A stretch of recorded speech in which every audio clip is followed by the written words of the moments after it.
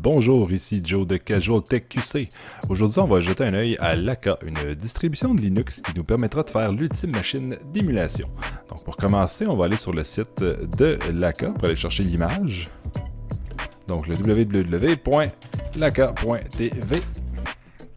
Une fois sur le site, on peut faire Get Laka. Get Laka. Ici, on choisit le système d'exploitation qu'on utilise. Ça va nous donner les étapes en fonction du système d'exploitation. Donc, dans mon cas, Windows. Ici, on choisit le type d'équipement qu'on va utiliser. Donc, dans mon cas, un PC. Maintenant, il faut choisir entre l'architecture 32 bits ou 64 bits. Si vous utilisez un ordinateur qui date d'après 2010, il y a de très fortes chances que ça soit compatible 64 bits. Donc, dans mon cas, le 64. On va enregistrer l'image sur le bureau. Une fois l'image téléchargée, on peut faire Next. Ici, on a la procédure pour mettre l'image sur une clé USB. Donc, on va utiliser le logiciel Win32 Disk Imager. On va downloader ça.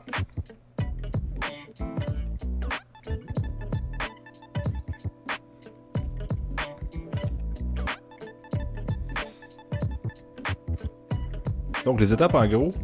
Premièrement, il va falloir décompresser l'image de Laka. Moi, j'utilise 7-Zip qui est gratuit et léger. Donc, extraire ici. Ça va me créer mon fichier .img. Je vais ensuite installer Disk Imager. Et next. Launch. Parfait. Là, je choisis ma clé USB qui est le E. Je choisis l'image. C'est mon bureau. Et là, ça va écrire l'image sur la clé USB. Oui, j'avais fait, c'est correct. Maintenant que l'écriture est terminée, on va pouvoir démarrer sur la clé USB. Ce qui est le fun avec cette distribution-là, c'est qu'on peut l'utiliser uniquement à partir de la clé USB, donc pas besoin de l'installer. On peut aller dans n'importe quel ordinateur, on démarre sur la clé, puis on peut jouer à nos jeux. Mais dans la vidéo aujourd'hui, je vais vous montrer comment l'installer. L'ordinateur que je vais utiliser pour la démonstration, c'est un ordinateur qui date à peu près 2010. C'est un Core 2 Duo avec 4 GB de RAM. Donc ça prend pas grand chose pour rouler ça. Et dernière chose avant de continuer, essayez pas de lire le contenu de la clé dans Windows, ça fonctionnera pas. Donc parfait, maintenant on va pouvoir passer à l'étape suivante. On va maintenant procéder à l'installation de Laka. Donc on va mettre la clé USB dans l'ordinateur. On démarre, puis on fait démarrer sur la clé USB.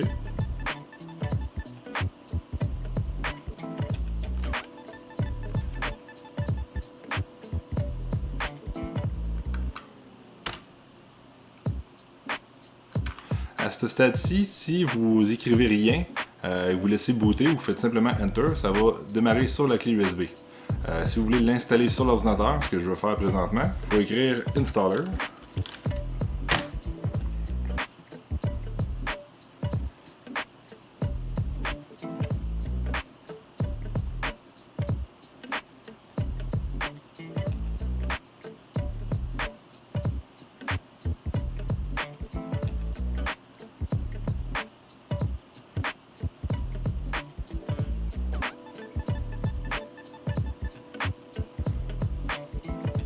Ici, on choisit l'option numéro 1, donc Install Laka. On choisit le disque dur où est-ce qu'on veut l'installer. On confirme. On confirme. En fait, la confirmation, c'est parce que ça va effacer le contenu du disque au complet.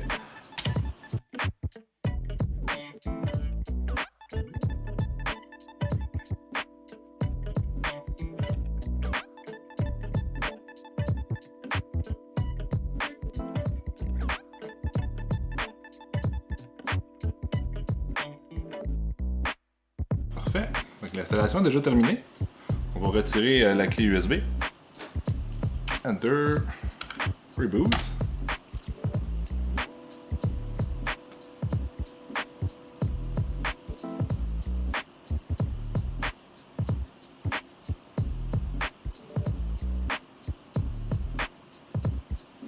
Et voilà, pas plus compliqué que ça. On a déjà notre machine prête à émuler. Maintenant, ce qu'il va rester à faire, c'est de mettre des jeux sur l'ordinateur. Donc avant de continuer, je vais vous montrer comment faire la mise à jour du système. Assez simple, en fait, on s'en va dans Online Updater ici. On choisit Update Laka. On choisit la version. Donc moi, celle que j'ai installée, c'était la 2.0. Celle-là, c'est la 2.1. Donc je la choisis, ça download. La mise à jour est finalement downloadée. On va aller maintenant redémarrer l'ordinateur pour que ça puisse procéder. Donc reboot.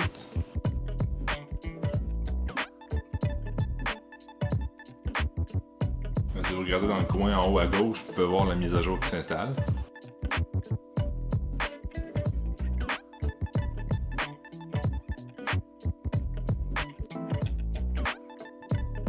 La mise à jour devrait être faite, on va le voir dans l'information.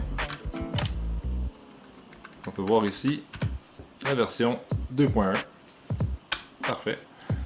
Pour pouvoir continuer avec l'installation des jeux, et aussi pour corriger le fuseau horaire, parce qu'en ce moment l'heure n'est pas la bonne, on va aller dans Service. On va activer le SSH et Samba. Donc le SSH, ça va être pour corriger l'heure, c'est la ligne de commande. Puis Samba, c'est le transfert de fichiers entre ordinateurs. Mais bien sûr, pour pouvoir se connecter à l'ordinateur, ça va nous prendre l'adresse IP. Pour ça, on s'en va dans le menu Information. Network. Puis on a notre adresse IP qui est ici, la 10.0.1.60.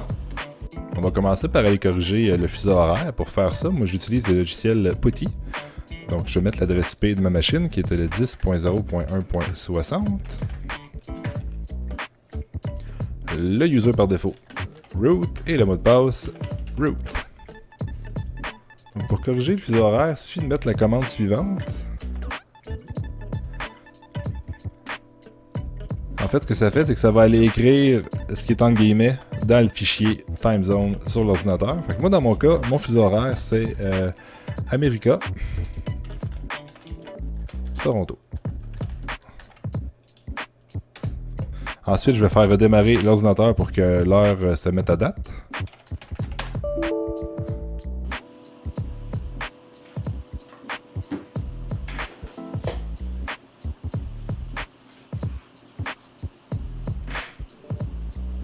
On peut voir maintenant dans le coin en haut à droite qui est maintenant 21h15, donc c'est effectivement la bonne heure.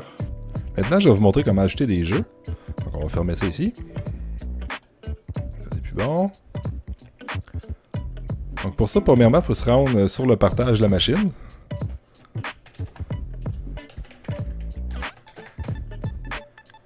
Ici, j'ai tous mes dossiers partagés. Celui qui nous intéresse, ça va être ROM. Ici, vous pouvez mettre les fichiers un peu comme vous voulez. Vous pouvez tous les mettre dans le même dossier ou sinon, vous pouvez faire des sous-dossiers pour chacun. Comme j'ai pas vraiment beaucoup de jeux à mettre pour la démonstration, je vais tous les mettre à la même place.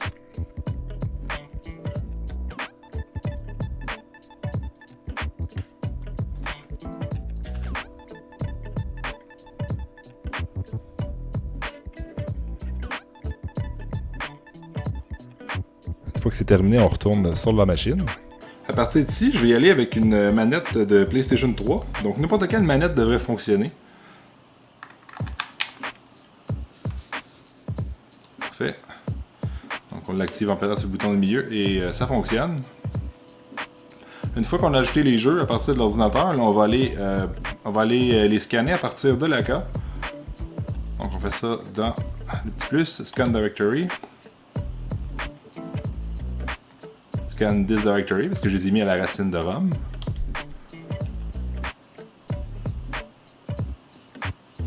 C'est fait.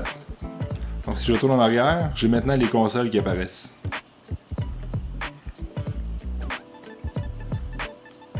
On va essayer maintenant Kirby.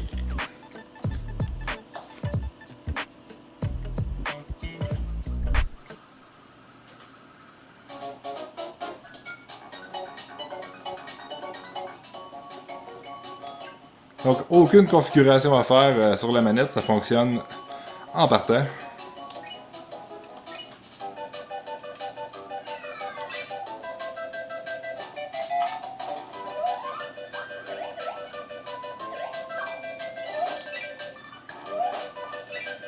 Supposons que je vais quitter le jeu, j'appuie sur le bouton PlayStation au milieu de la manette.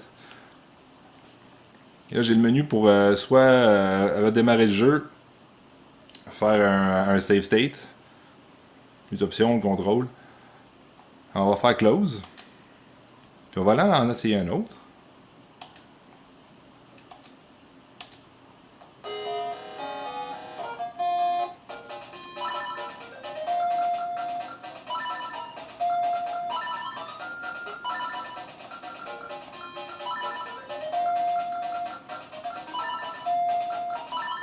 Ah, ça rentre pas. Tiens, casule. C'est bon, ça.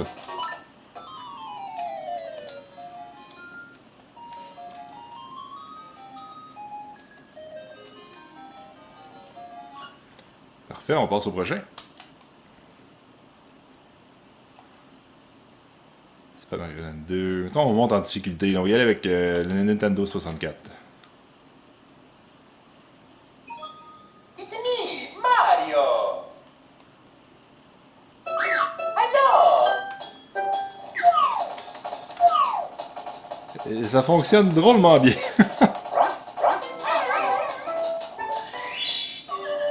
Okie-dokie. Hey, Mario. Please come in the castle. I have made a cake for you. Notice trivia. Allez, vite, on va aller au château. La princesse a fait un gâteau. The cake is a lie.